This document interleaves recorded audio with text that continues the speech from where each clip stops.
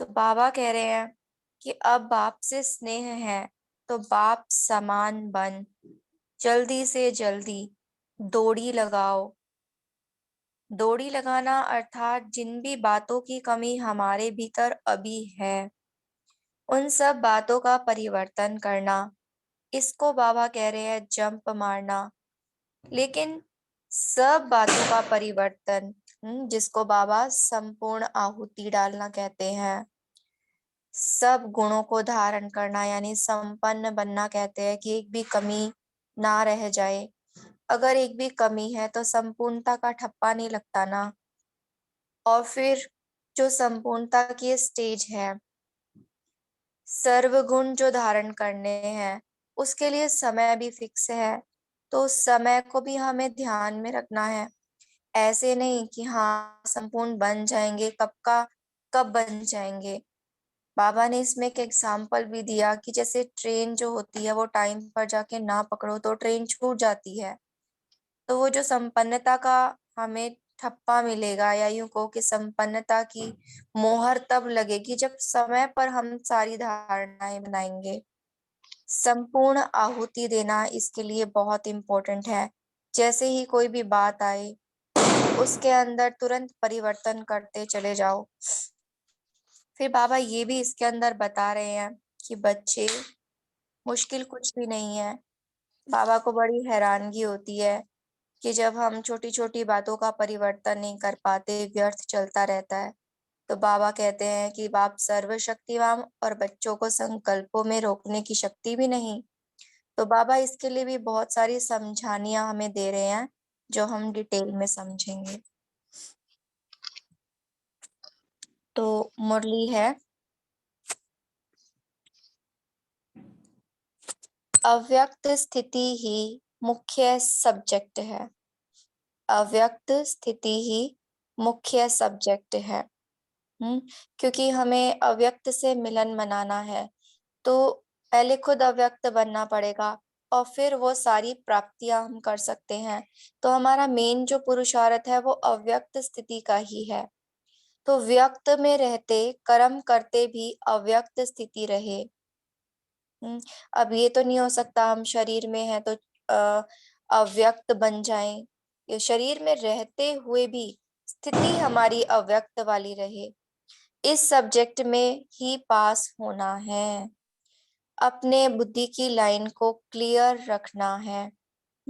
हमारी बुद्धि की लाइन अगर क्लियर है तभी हम एक सेकंड में किसी भी परिस्थिति में अपनी आत्मिक स्थिति में स्थित हो सकते हैं, बिंदु लगा सकते हैं, स्टॉप कर सकते हैं, यानी यूं कहो कि बुद्धि को समेट सकते हैं हर बातों से। तो इसके लिए बुद्धि की लाइन क्लियर होना बाबा जरूरी बता रहे हैं। जब रास्ता क्लियर होता है तो जल्दी जल्दी दौड़कर मंजिल पर पहुंचना होता है। पुरुषार्थ की लाइन में कोई रुकावट हो तो उसको मिटाकर लाइन क्लियर करना, इस साधन से ही अव्यक्त स्थिति की प्राप्ति होती है। अव्यक्त स्थिति कैसे? कि जैसे बातें तो बहुत आती है ना, पुरुषार्थ करते हैं हम, लेकिन जैसे ही हमें लगे कि कोई रुकावट है, तुरंत ज्ञान के आधार पर, योग के आधार पर उस रुकावट को समाप्त कर अपनी लाइन को क्लियर कर देना, इस साधन से ही अव्यक्त स्थिति की प्राप्ति होती है। हम्म ऐसा नहीं है परिस्थितियां नहीं आएंगी, आएंगी, सब आएंगी, लेकिन अपनी स्थिति से परिस्थिति को समाप्त कर देना। मधुबन में आकर कोई ना कोई विशेष गुण सभी को देना यही यादगार है। वह हो गया जड़ यादगार। हाँ, कौन सा? जो दिलवाड़ा मंदिर है वो जड़ यादगार है ना? या फिर कोई भी और चीजें ले लीजिए, वो सारी जड़ यादगार है। लेकिन मधुबन में जब हम जाते हैं तो हम किस चीज से प्रभावित होते हैं? सबके व्यवहार से, चाल चलन से, चरित्र से, व्यक्तित्व से, गुणों से। तो वो हम ना चाहते हुए भी भूल नहीं पाते हैं, चाहते हुए भी। तो वो गुणों की छाप हमारे दिल पर लग जाती है कि हाँ, हम वहां गए थे तो सब कितना मीठा बोलते थे, सबके चेहरे कितने रूहानियत से भरपूर थे, है ना? तो वो यादगार रह जाता है। तो बाबा कह रहे हैं कि अब जब मधुबन में आते हो तो कोई ना कोई विशेष गुण सभी को देना यही यादगार है। वह तो हो गया जड़ यादगार, लेकिन यह अपने गुण की याद देना, यह है चैतन्य यादगार।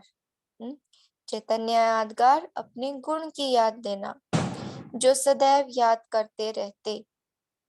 कहीं कभी कहीं पर जाओ तो यही लक्ष्य रखना कि जहां जाए वहां यादगार कायम रहे।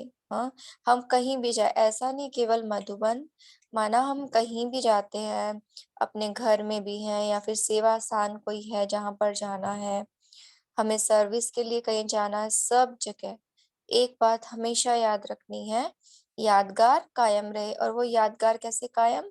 जब हम अपने किसी न किसी विशेष गुण को देंगे, यहाँ से विशेष स्नेह अपने में भर के ले जाएंगे, तो स्नेह पत्थर को भी पानी कर देगा। अब देखो, यादगार गुण का दान ये सब कैसे होता है? इसके लिए भी स्नेह होना चाहिए, विशेष गुण स्नेह। यह है आत्मिक स्नेह की सौगात साथ ले जाना, जिससे किसी पर भी विजय हो सकती है। समय ज्यादा समझते हो व कम, तो अब कम से कम 100% तक पहुंचने की कोशिश करनी है। जितनी भी अपनी हिम्मत है वह पूरी लगानी है।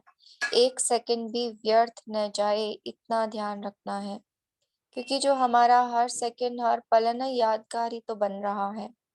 वैसे भी देखो तो हमारा हर कर्म यादगार बन रहा है इस समय। फिर भक्ति में सब इन्हीं चीजों के आधार पर हमारा पूजन गायन करते हैं ना, तो फिर हमारा एक एक सेकंड पर एक एक समय पर हमारा पूरा ध्यान होना चाहिए।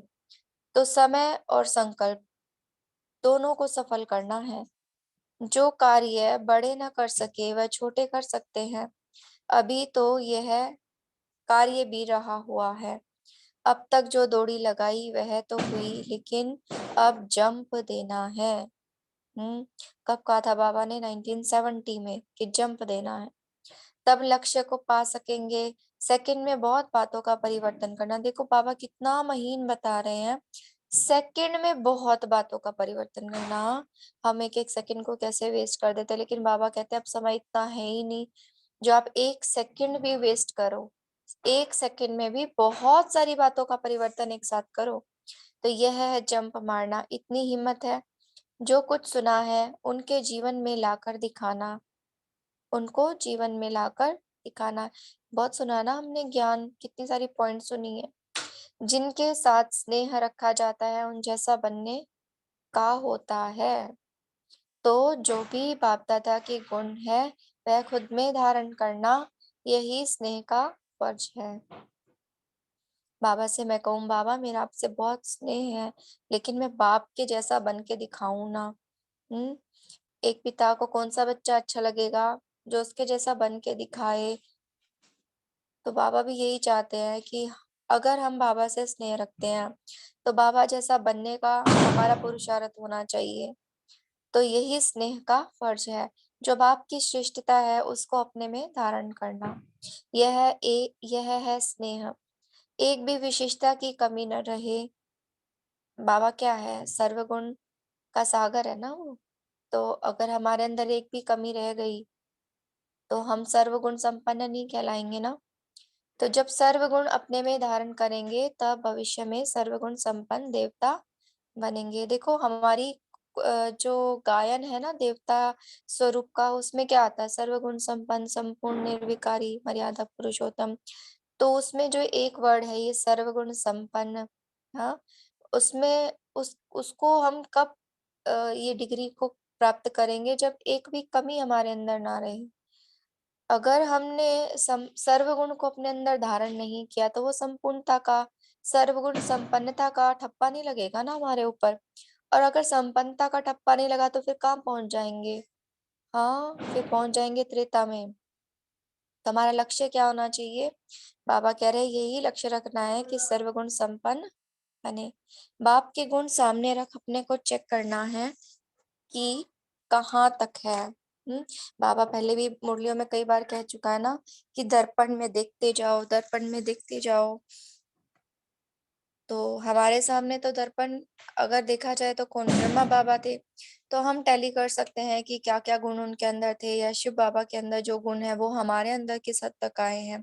तो बाप के गुण सामने रख अपने को चेक करो कि कहाँ तक है, कम परसेंटेज भी न हो, परसेंटेज भी संपूर्ण हो, तब वहां भी संबंध में नजदीक आ सकेंगे।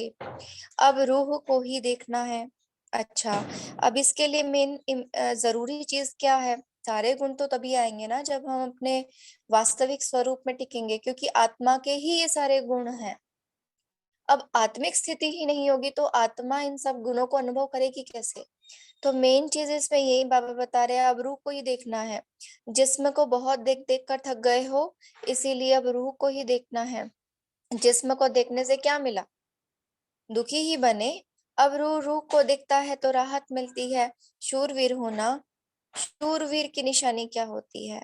जैसे बच्चे को कोई कमी होती है बच्चे के अंदर, तो माँ बाप समझाते हैं ना कि नहीं नहीं बच्चे, आप तो बहुत ताकतवर हो, आप तो बहुत हिम्मत वाले हो। वैसे बाबा भी हमें आदत दे रहे हैं कि बच्चे तुम तो शूरवीर हो ना, ऐसे बाबा समझा रहे हैं।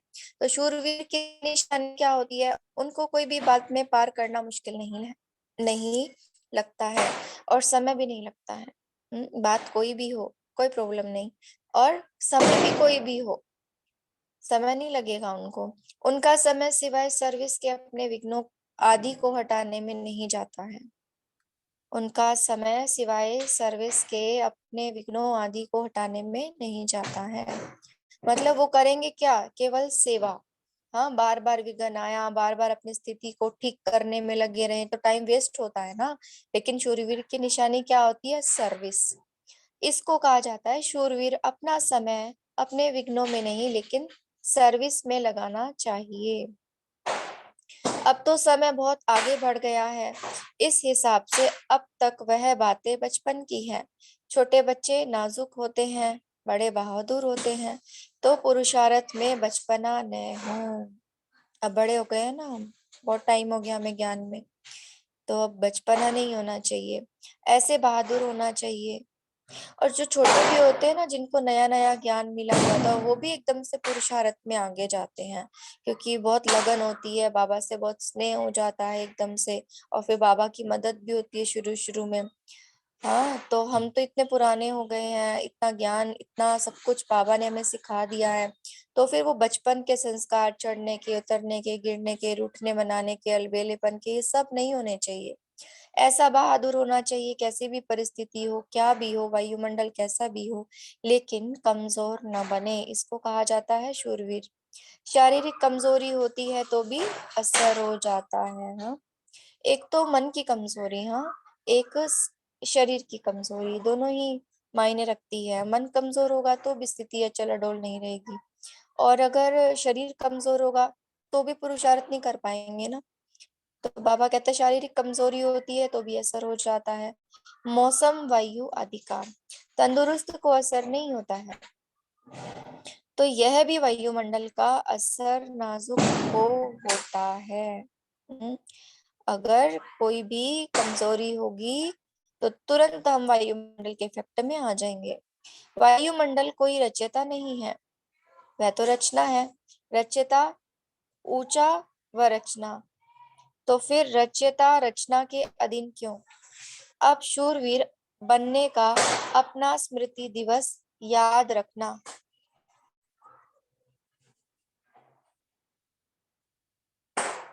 यह स्मृति भूलना नहीं। ऐसा नक्शा बनकर जाओ जो आपके नक्शे में बाप को देखे। अपने को संपूर्णता का नक्शा दिखाना है। हिम्मत है तो मदद जरूर मिल जाएगी। अब यह समझते हो कि यहाँ आकर ढीलेपन में तेज आई है? समझते हो? पूछ रहे हैं बाबा। अभी भी पुरुषार्थ में ढीले नहीं बनना। संपूर्ण हक लेने के लिए संपूर्ण आहुति भी देनी है। Point to be noted. मैं कहती हूँ बाबा मुझे आपका पूरा भरोसा चाहिए। हाँ, लेकिन मैंने जो बाबा ने कहा वो किया नहीं। बाबा ने कहा अपना सब कुछ स्वाहा कर दो, लेकिन मैंने अगर कुछ भी अपने पास रखा हुआ है तो फिर संपूर्ण वर्षा भी नहीं मिलेगा। तो बाबा कह रहे हैं पहले संपूर्ण आहुति दो, फिर संपूर्ण हक लो। तो कोई भी यज्ञ रचा जाता है वह संपूर्ण सफल कैसे होता है? जबकि आहुति डाली जाती है।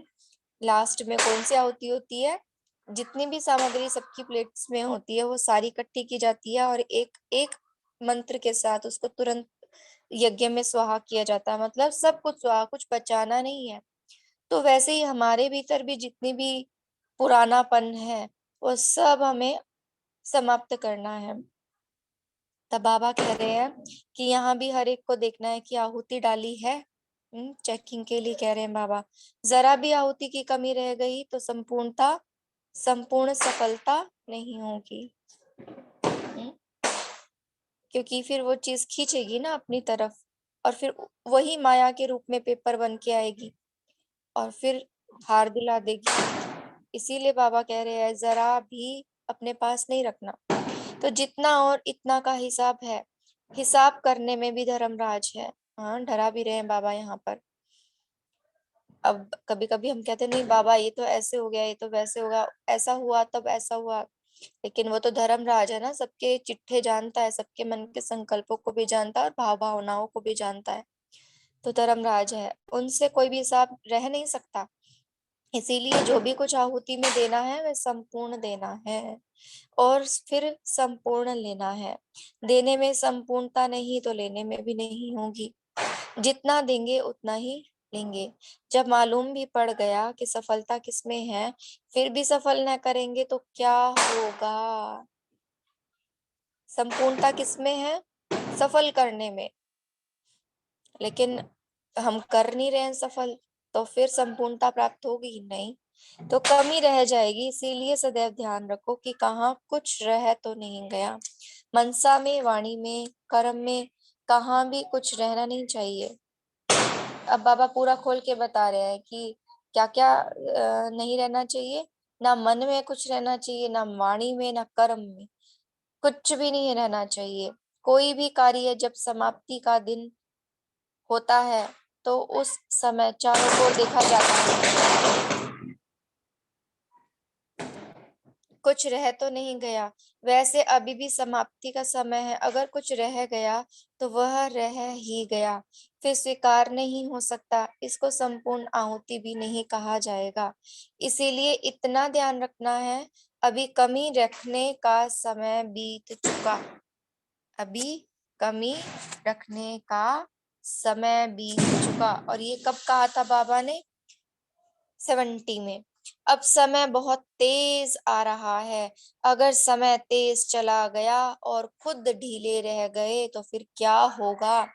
मंजिल पर पहुंच सकेंगे? फिर सतयुगी मंजिल के बजाय त्रेता में जाना पड़ेगा। जैसे समय तेज दौड़ रहा है वैसे खुद को भी दौड़ना है। ऐसे नहीं कि समय तो आगे निकल जाए और हम धीले ढाले चल रहे हैं, बाबा कभी तक तो पहुंच ही जाएंगे। गाड़ी निकल जाएगी फिर संपूर्णता की भी। हाँ, समय निकल जाएगा। स्थूल में भी जब कोई गाड़ी पकड़नी होती है तो समय को देखना पड़ता है, नहीं तो रह जाते हैं। तो समय भी चल ही रहा है, कोई के लिए समय को रुकना नहीं है। अब ढीले चलने के दिन गए, दौड़ी के भी दिन गए। दौड़ी के भी दिन गए। देखो बाबा कह रहे हैं अब दौड़ी भी के दिन चले गए तो बाकी क्या बचा? अब है जंप लगाने के दिन। और जंप लगाना किसको कहा बाबा ने? 1 सेकंड में बहुत बातों का परिवर्तन। कोई भी बात की कमी फील होती है तो उसको 1 सेकंड में परिवर्तन में लाना, इसको कहा जाता है जंप। चेक करो मेरे अंदर क्या कमी है, और जैसे ही पता लग जाए ये कमी है, उसका सेकंड से भी कम समय में परिवर्तन कर देना। देखने में ऊंचा आता है लेकिन है बहुत सहज। सिर्फ निश्चय और हिम्मत चाहिए। निश्चय वालों की विजय तो कल पहले भी हुई थी, वह अभी भी हुई पड़ी है। इतना पक्का अपने को बनाना है। सेकंड सेकंड मन, वाणी और कर्म को देखना है। बाप दादा को यह देखना कोई मुश्किल नहीं। देखने के लिए अब कोई आधार लेने की आवश्यकता नहीं है। कहाँ से भी देख सकते हैं।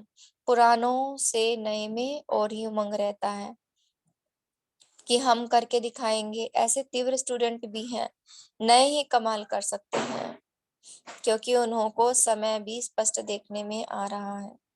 हाँ, नए ही कमाल कर सकते हैं।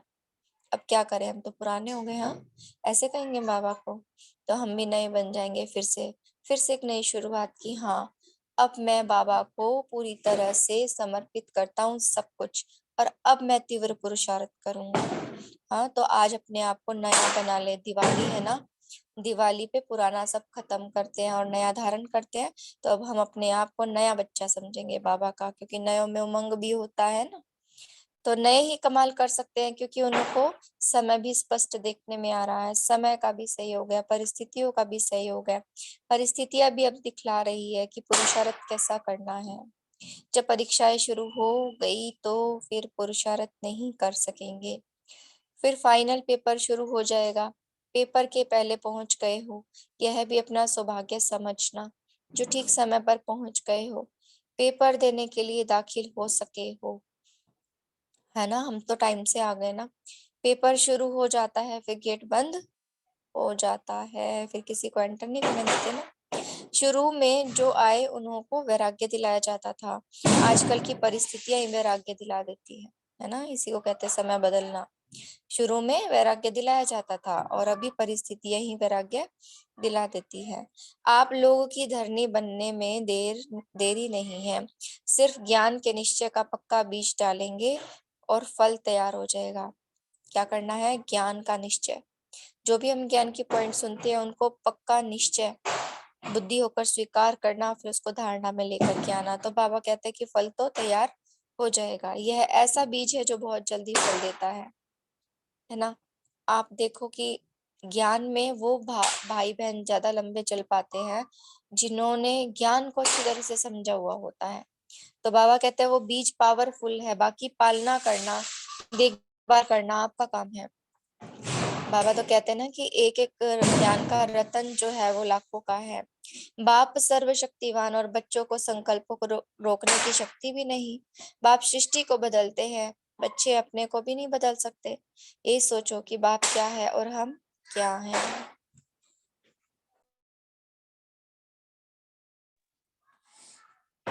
तो अपने ऊपर खुद ही शर्म आएगा। देखो, बाप क्या है, हम क्या हैं। बाप सर्वशक्तिवान और बच्चों को संकल्पों को भी रोकने की शक्ति नहीं। बाप सृष्टि को बदलते हैं, बच्चे अपने को भी नहीं बदल सकते।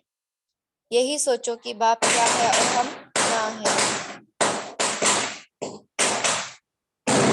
तो अपने ऊपर खुद ही शर्म आएगा। अपने चलन को परिवर्तन में लाना है। क्या करना है? मेन कार्य चलन को परिवर्तन में लाना है। वाणी से इतना नहीं समझेंगे, परिवर्तन देख खुद ही पूछेंगे कि आपको ऐसा बनाने वाला कौन। कोई बदल कर दिखाता है तो न चाहते हुए भी उनसे पूछते हैं क्या हुआ, कैसे किया। तो आपकी भी चलन को देख खुद खींचेंगे। हमारी चलन ऐसी देखेंगे तो खुद भी खींचेंगे। यह है तो निमित्त सेवा केंद्र है, मुख्य केंद्र तो सभी का एक ही है। ऐसे बेहद की दृष्टि में रहते हो ना। मुख्य केंद्र से ही सभी का कनेक्शन है, सभी आत्माओं का उससे कनेक्शन है, संबंध है। एक से संबंध रहता है तो अवस्था भी एक रस रहती है। एक से संबंध तो अवस्था भी एक रस। अगर और कहाँ संबंध की रख जाती है तो एक रस अवस्था नहीं रहेगी। तो एक रस अवस्था बनाने के लिए सिवाय एक के और कुछ भी देखते हुए न देखो। यह जो कुछ देखते हो वह कोई वस्तु रहने वाली नहीं है, साथ रहने वाली अविनाशी वस्तु बस एक बाप ही है। एक की ही याद में सर्व प्राप्तियां हो सकती हैं, सर्व की याद से कुछ भी प्राप्ति ना हो तो कौन सा सौदा अच्छा। देखो, एक की याद, एक से संबंध तो अवस्था एक रस। और अगर अवस्था एक रस नहीं है तो माना अनेकों की याद, अनेकों की याद से हमें कुछ प्राप्ति नहीं हुई ना। तो बाबा यही कह रहे हैं कि एक की याद में सर्व प्राप्ति हो सकती है, सर्व की याद से कुछ भी प्राप्ति न हो तो कौन सा सौदा अच्छा? देखभाल कर सौदा किया जाता है या कहने पर किया जाता है? यह भी समझ मिली है कि यह माया सदैव के लिए विदाई लेने थोड़ा समय मुखड़ा दिखलाती है। माया क्या करती है? विदाई लेने के लिए थोड़ा समय मुखड़ा दिखलाती है। अब विदाई लेने आती है, हार खिलाने नहीं, छुट्टी लेने आती है। अगर घबराहट आई तो वह कमजोरी कहीं जाएगी। अगर घबराहट आई तो वह कमजोरी कही जाएगी। कमजोरी से फिर माया का वार होता है। अब तो शक्ति मिली है ना, सर्वशक्तिवान के साथ संबंध है, तो उनकी शक्ति के आगे माया की शक्ति क्या है? सर्वशक्तिवान के बच्चे हैं, यह नशा नहीं भूलना, इस पॉइंट को याद रखना। सर्वशक्तिवान के बच्चे हैं, भूलने से ही फिर माया वार करती है। बेहोश नहीं होना है। होशियार जो होते हैं वह होश रखते हैं। आजकल डाकू लोग भी कोई कोई चीज से बेहोश कर देते हैं, तो माया भी ऐसा करती है। जो चतुर होते हैं वह पहले से ही जान लेते हैं कि इनका यह तरीका है, इसीलिए पहले से ही सावधान रहते हैं, अपने होश को गवाते नहीं हैं। इस संजीवनी बूटी को सदैव याद रखना। अच्छा, ओम शांति। अभी एक सेकंड, हम बाबा को याद करते हैं, उसके बाद मूल्य डिस्कस करेंगे।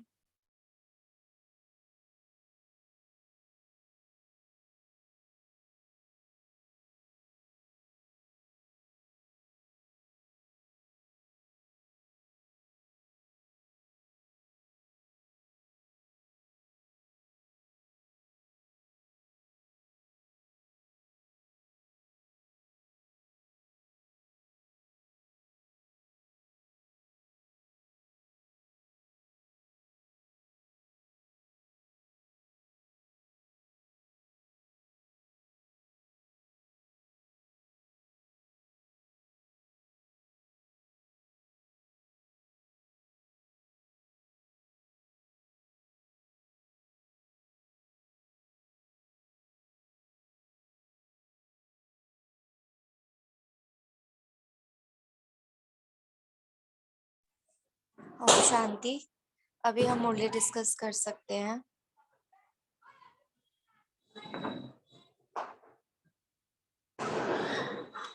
क्या कहा पापा ने आज?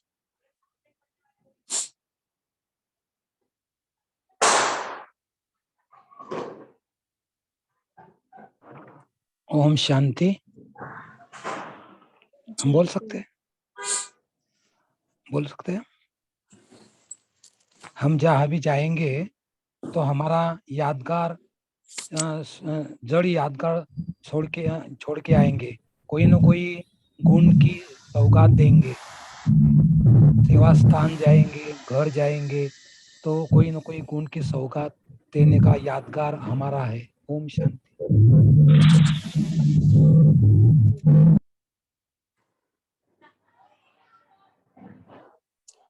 ओम शांति दीदी। जी बोलिए सिस्टर। हाँ, रुकावट को समाप्त कर लाइन क्लियर करनी है, स्थिति से परिस्थिति को समाप्त कर देना है। ओम शांति। जी बहुत सुंदर। ओम शांति दीदी। तो संपूर्ण बनने के लिए समय भी इम्पोर्टेंट है और संकल्प को भी सफल करना है। ओम शांति। जी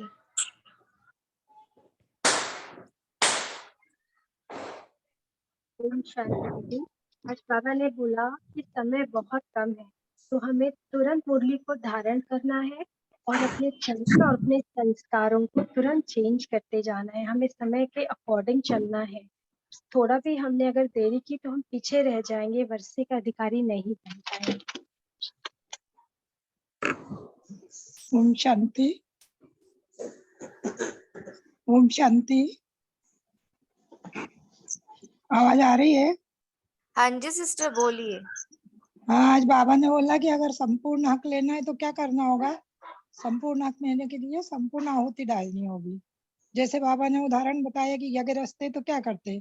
अगर संपूर्ण सफल होना होता है तो उसमें संपूर्ण आहुति डाली जाती है। अगर आहुति कम होती तो यज्ञ को सफल नहीं मानते, सफल नहीं हो सकता है। तो बाबा ने बोला कि यहाँ पर भी हर एक को ये देखना है कि हमने कैसी आहुति डाली है, पूरे स्वाहा हुए हैं या तोड़े हुए हैं। जरा भी बाबा ने बोला आहुति की कमी रह जाएगी तो क्या होगा? संपूर्ण सफलता नहीं मिलेगी। बाबा ने बोला जितना करेंगे उसका हिसाब उतना ही मिलेगा। ओम जी शांति। चंदन भाई जी बोलिए। ओम शांति दीदी। बाबा ने इस मुरली में 70 में समय नहीं है बोल 22 में। तो इसको कैसे ज्यादा से ज्यादा महसूसता में लाएं और प्रयोग में लाएं। और उसके आगे एक और भी बाबा ने बोला है कि बाप सृष्टि को बदलते हैं तो हम बच्चे नहीं बदलते, तो खुद को शर्म नहीं आता। बाबा पूछ रहे हैं, तो ये तीर तो लगा, लेकिन इसको परिवर्तन लाने के लिए क्या अभ्यास करें व आप लोग क्या करते हैं, उसमें थोड़ा सा किसी का चिंतन है, प्रयोग है तो बता दीजिए। जी आप में से कोई शेयर करना चाहेगा? जो बाधा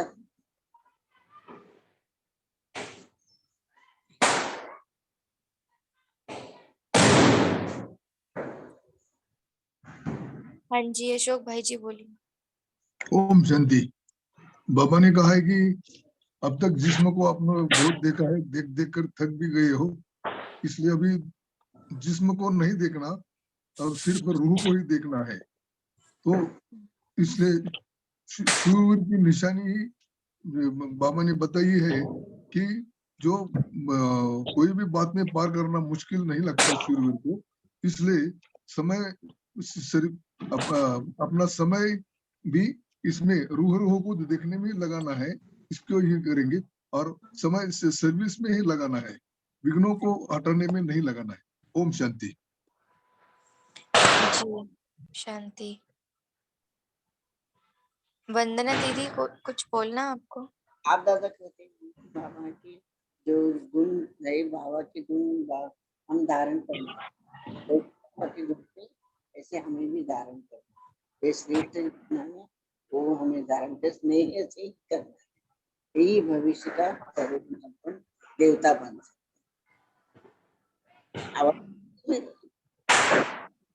जी कम आ रही है आवाज ना। तभी देवता बन सकते। जी तो अभी भाई के जो प्रश्न का ने जो प्रश्न पूछा कि बाबा सृष्टि बदलते हैं तो हम कैसे सृष्टि बदलने का पुरुषार्थ करें, ये प्रश्न था ना भाई आपका? हाँ, बाबा बोले खुद को शर्म नहीं आता, तो हम अपने आप से बोले कि शर्म आता है, तो आता है लेकिन भी परिवर्तन नहीं होता है। तो इसमें क्या दिक्कत है व इसको कैसे महसूस था ज्यादा बढ़ाएं, तो बाबा जो बोले उसको परिवर्तन में लाए, जो कमी कमजोरी है संपूर्ण है देखो उसी के आधार सृष्टि से। जो बदलनी होती है ना, सृष्टि बदलने के लिए क्या स्लोगन है? दृष्टि से सृष्टि। कोई परिवर्तन भी बोल सकते हैं ना दीदी। संकल्प से सृष्टि परिवर्तन, या यूं कहो कि खुद परिवर्तन तो विश्व परिवर्तन है ना। स्वयं को बदलेंगे तो विश्व बदल जाएगा। और बाबा ने भी आकर के किया क्या? बाबा ने आकर के हमें देह के भान से निकालने के लिए एक ही बात बताई कि तुम आत्मा हो। और जब इस पुरुषार्थ पर हम चलते हैं ना, बाबा ने मुरली को स्टार्ट करते ही ये कहा था कि मेन जो पुरुषार्थ है, मेन जो सब्जेक्ट है वो अव्यक्त स्थिति है। तो जब हम व्यक्त में रहते अपनी स्थिति को अव्यक्त बनाते हैं ना, तो हमारी जो संकल्प है ना वो उसी अकॉर्डिंग चलते हैं। आत्मिक स्थिति में संकल्प चलते हैं, श्रेष्ठ संकल्प, ज्ञान युक्त संकल्प। और वैसे संकल्प जब चलने स्टार्ट हो जाते हैं, हर एक को हम रूह देख करके चलना शुरू कर देते हैं, तो फिर रूह को देखने के बाद उनके आदि अनादि स्वरूप, उनके ओरिजिनल गुण को हम देखते हुए चलते हैं, तो धीरे धीरे संकल्प बदल जाते हैं। फिर हम श्रेष्ठ संकल्प रचते रचते फिर हमारा बोल भी परिवर्तन हो जाता है, हमारी दृष्टि भी परिवर्तन हो जाती है। गंभीर पुरुषार्थ सिर्फ यही है, आत्मिक स्थिति का, अव्यक्त स्थिति का। दीदी आपके वहां से बहुत आवाज आ रही है, पटाखे की पीछे से बहुत बहुत। नहीं दीदी, जो भाई जी ने पूछा उसके लिए मैं कह रही हूँ कि हम ना मतलब जैसे अव्यक्त स्थिति ये सब नहीं होता है तो मूंझ जाते हैं। नहीं, हमको क्या करना है, छोटे छोटे स्टेप लेना है। जैसे सूरज भाई जी की क्लास कर दिए, नहीं योग लगता कोई बात नहीं, हम सब दिन भर में 4-5 समय ऐसा निकाले जिसमें सिर्फ हम 10-10 मिनट भी योग लगाते हैं। तो क्या हो जाता है, जब हम कोई चीज को अचीवमेंट हो जाता है ना तो अंदर से खुशी हो जाता है, नहीं तो नहीं होता है ना तो दिल शिकस्त हो जाते हैं। इसमें फिर हमको फिर 2-2 घंटे का ही हमको चेक करना है कि भाई मतलब मैं किस स्थिति में थी, कहाँ मेरा मन जा रहा है। खुद को मेहनत तो करनी पड़ेगी भाई जी, इसके बिना हम सिर्फ सुन के मुझने से कुछ नहीं होगा। हमको खुद को स्व परिवर्तन करना है। मेरी बुद्धि कहाँ भटक रही है, उसके लिए हमको एकांत में बैठ के करेंगे तो हो जाएगा, बिल्कुल हो जाएगा। उसके लिए हमको खुद शुक्रिया आत्म दीदी, शुक्रिया दीदी, हाँ समझ में आया इसको। चंदन थैंक भाई, यू। सबसे पहले तो बाबा ने जो स्मृति दिलाई है, तुम ही देवी देवता हो, उस नशे में रहो। जितना नशा बढ़ता जाएगा ना, उसका पॉजिटिव वाइब्रेशन, उसकी शक्ति हमको मिलती जाएगी, और जैसे जैसे शक्ति मिलती जाएगी हम और ही आगे बढ़ते जाएंगे। वो मेरा चिंतन चला है। ओके, ओम शांति। हाँ, हमें प्राप्तियों को देखना है कि प्राप्तियां मिलने वाली, उसमें भी है ना, मतलब जो हो गया चलो ठीक है, नहीं हुआ कोई बात नहीं, पर आगे तो मैं करूँ ना, आगे। नहीं तो फिर ऐसे ही दिल शिकस्त होते जाएंगे, नहीं हो रहा है, नहीं हो रहा है, नहीं हो रहा। एक ही स्वमान में रहो कि मैं कल्प कल्प के विजयी आत्मा हूँ, मैं ही देवी देवता बनने वाली आत्मा हूँ।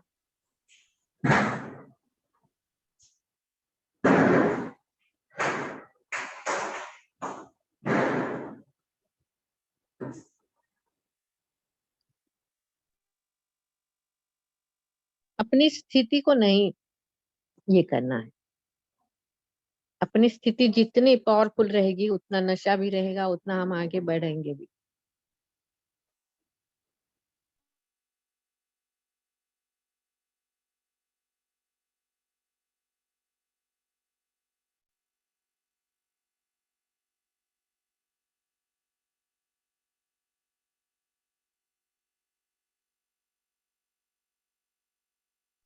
आज की मूल्य से मेरे को ये पॉइंट बहुत ही अच्छा लगा कि जो बाप की श्रेष्ठता है उसको अपने में धारण करना है, और वही स्नेह है। एक एक विशेषता की कमी न रह जाए, सर्व गुण अपने में धारण करेंगे तो भविष्य में भी हम सब सर्व गुण संपन्न बन जाएंगे। ओम शांति।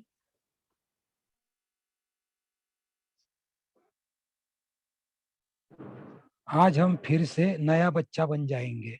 ओम शांति।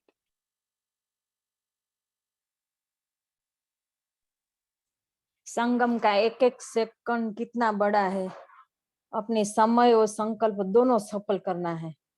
अब जंप लगाना है, तब लक्ष्य को पा सकेंगे। जो सुना हो जीवन में लाकर धारण करना है, सर्वगुण संपन्न बनना है, तो सब गुण आ जाए। रूह देखना है, रूह को देखना है। शांति। ओम शांति। और बाबा ये भी कहे कि जब परीक्षाएं शुरू हो जाती है फिर पुरुषार्थ नहीं कर सकेंगे, और फिर जब पेपर शुरू हो जाता है फिर गेट बंद हो जाता है। ओम शांति।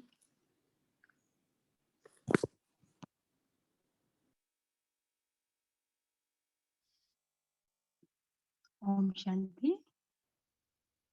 बाबा ने कहा एक की ही याद में सब प्राप्ति होती है। सर्व की याद से कुछ भी प्राप्ति नहीं हो तो फिर कौन सा सौदा अच्छा है? सौदा किया है, देख के सौदा करो। जब समझ मिल गई तो माया सदैव के लिए विदाई लेने, थोड़ा समय मुखड़ा दिखलाती है पर विदाई लेने आती है, हार खिलाने नहीं। ओम शांति।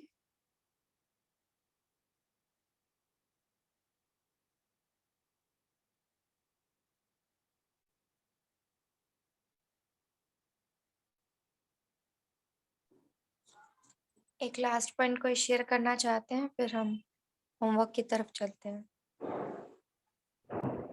ओम शांति दीदी। आज बाबा ने समय की पहचान दी है कि अभी जो टाइम है इतना कम समय में आपको दौड़ी नहीं जंप लगानी है। तो जंप के बारे में बाबा बताया कि कोई भी बात की कमी फील होती है तो उसको 1 सेकंड में परिवर्तन में लाना, इसी को कहा जाता है जंप। तो अभी समय अनुसार हमें दौड़ी नहीं जंप लगानी है, तब जाकर हम 100% तक पहुंच पाएंगे। ओम शांति दीदी।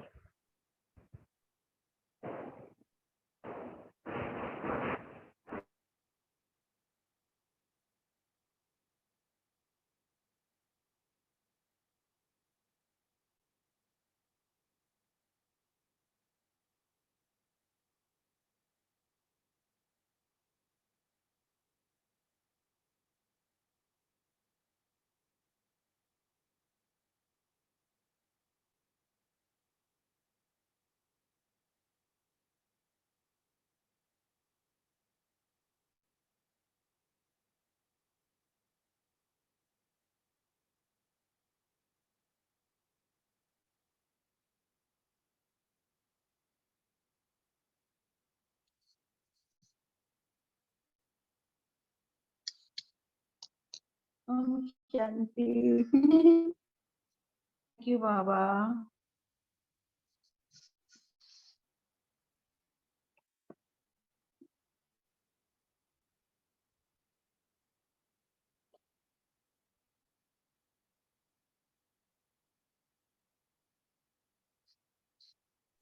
ओम शांति। तो आज बाबा ने हमें जो होमवर्क दिया है कि जिस भी कमजोरी को या फिर जिस भी बात की अपने अंदर कमी देखते हैं उसको 1 सेकंड में परिवर्तन करना। हाँ, तो कल कोई भी बात, कोई भी परिस्थिति हमारे सामने आएगी तो हम 1 सेकंड में उसका परिवर्तन करेंगे। दूसरी बात, हम कोई ना कोई गुण जो है, जो भी आत्मा मिलेगी सबको देते जाएंगे। और तीसरी बात, अब रूह को ही देखना है। तो जैसे कि हमने सुना ना आज की नया जीवन, भाई ने भी शेयर किया था कि आज से हम नए बन जाएंगे। तो आज से फिर से हम एक शुरुआत करते हैं। और जैसे ये ज्ञान हमें आज ही मिला है कि मैं आत्मा हूँ, और बस हम इसमें खो जाते हैं कि मैं आत्मा, वो भी आत्मा, ये भी आत्मा। और रूह किसको देखेगी फिर? केवल गुणों को, और गुण ही देगी। तो ये पुरुषार्थ हम करेंगे सेकंड में परिवर्तन का, आत्मा देखने का और गुणों को दान करने का। अच्छा, 1 मिनट हम साइलेंस में रहकर फिर कॉल को एंड करते हैं। ओम शांति। आप सभी दीपराज के जगमगाते हुए दीपकों को दीपावली की ढेर सारी शुभकामनाएं। ओम शांति।